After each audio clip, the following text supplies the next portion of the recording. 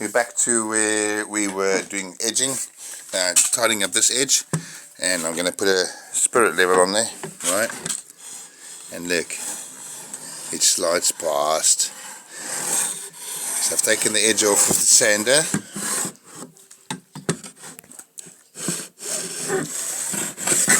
and that's what we want. I've also taken the sander from the top, and as you can see I've put that radius on there to match the top. Oh, it's a bit out of focus, but here we go. So now I've sanded all this off to round it off, and it now just matches up real nice. So there's no sharp edges, so people walking by closely won't get caught by anything sharp. And also since then I fitted these pieces, as you can see, and I just nailed them in, so they now are secure. Don't forget, there is going to be a little trim along here.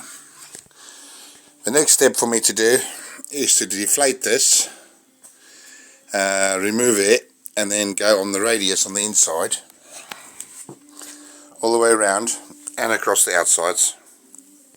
There's only 3 shafts to do there, and the radius with a router to give it a bull nose. I'm going to put a slight rounding on it, and then after that, when this is out and put away, then it's sanding like mad.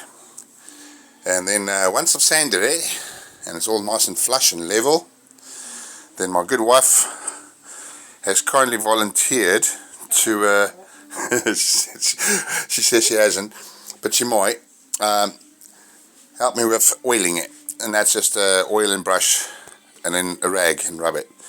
So right now, oh, one more thing is I was having trouble with this one because the sanding belt that I had on there, as you can see, is pretty worn out, so I changed it out.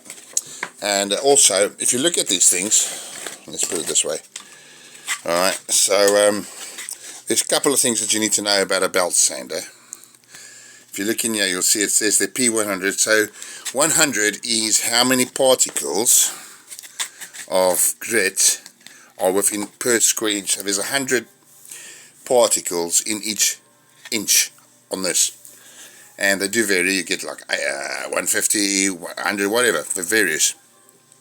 Also, inside a sander, a belt sander, you will see there's an arrow. Yeah, you can see that arrow. Now that arrow dictates the rotation of the belt, so you've got to put it on in a certain way because of the join.